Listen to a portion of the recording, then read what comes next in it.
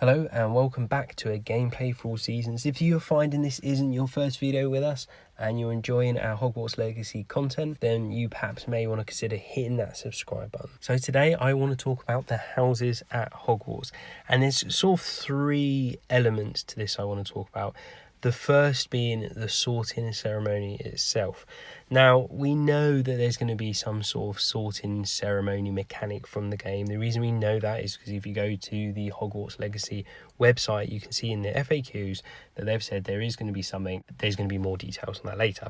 Now, most likely to me, that means there are going to be three ways that they can determine which house you're going to be in. The first way is you'll get various questions to determine your character type and your personality type. That way they can put you into a house. That's the way I most want it to work. I think that would be quite fun. Who doesn't like doing a Harry Potter or Wizarding World quiz where you find out what house you're on? It's just something that people enjoy.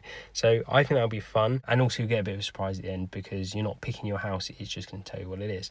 That nicely leads into the second way you could do it, which is you simply pick your house. Now, to me, that takes fun out of it, and you miss that excitement of what I would describe as the first important piece of your arrival at Hogwarts, which is getting sorted into a house dependent on your personality type. But of course, that is a way they could go ahead and do it. Now, the third way is a combination of both of those two.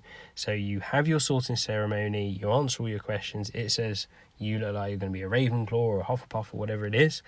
And then it says, are you okay with that, or do you want to be in something a bit different? In a way, it's a bit like what actually did happen to Harry Potter, the whole Gryffindor Slytherin thing.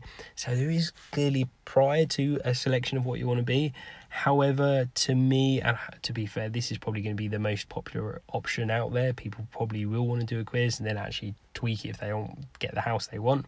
However, for me, it does take away the magic a little from that experience of just going there, getting sorted. You don't know what's going to happen. Maybe people think, oh, I really want to be a whatever, and I turn out something else. Maybe you don't want to be Slytherin, but you end up that, and you want to be a Gryffindor. Who knows? Whatever it may be. Now, there is, of course, a fourth option as well, but the reason I said three most likely is I like to think they won't do it this way. But I would describe this as a somewhat undesirable option, but you could, of course, have it kind of randomly assigned to you. If they do it that way, then I will definitely be worrying about the game. I very much hope they don't do that. Of course, being sorted into a house is only the very, very beginning of your relationship with your house. And that leads me on to the second thing around houses that I want to discuss in this video, which is, what does your house mean for your character? From a stats perspective, this is an RPG. I expect very much that you are going to have stats, you're going to have skills, you're going to get points when you level up. That's generally what you get in RPGs. I imagine you'll get that here as well. And from my perspective, I think depending on what house you're in or you get sorted into, it should affect your stats. The reason I say that is because what are your stats? They're kind of your character type, they're what you're good at, and it's based on your personality in a lot of cases.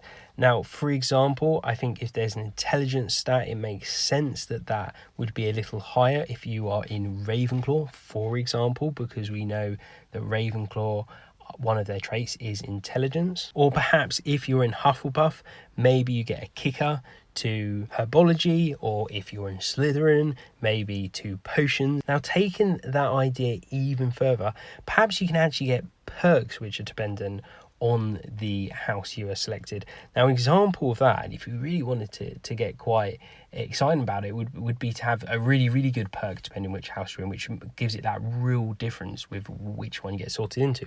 An example of that would be if you got sorted into Gryffindor, perhaps they could allow you to learn the ability to be an Angi-Magi, which of course is the ability to be able to transfigure into an animal, which Gryffindors are notoriously good at. If we look at the Marauders, they were all Animagis, and McGonagall, she can turn into a cat. So it's something that, you could do that for Gryffindor. You could have different ones for every house, and I think that would be quite exciting. So the third thing that I wanted to mention is actually your general interactions. So we've discussed the sorting ceremony, we've discussed the effect on your character and your stats, but I also think it should be a wider than that, and it should be an external environment thing. So obviously you're going to get your different common rooms, so that's going to give it a different feel. You're going to get your different teachers in particular you're going to interact with, obviously your head of house. Even further than that, I think it would be good to have, for example, different NPCs, so different non-playable characters that you can interact with. I think that again would make it would give it replayability. It would make it important which house you've gone into, particularly if these characters are quite big for those houses. Maybe they're there if you're in different houses, but the interaction you get is much bigger. And I think it would lend itself as well to have different submissions. I imagine they will. I imagine if you're in Hufflepuff or Gryffindor or Slytherin, you will get a different mission depending which house you're in. That way it gives real feeling to the actual house and importance on that decision as well. And as I say, gives it that replayability. If you've enjoyed this, hit the thumbs up, consider subscribing, and I'll see you in the next video.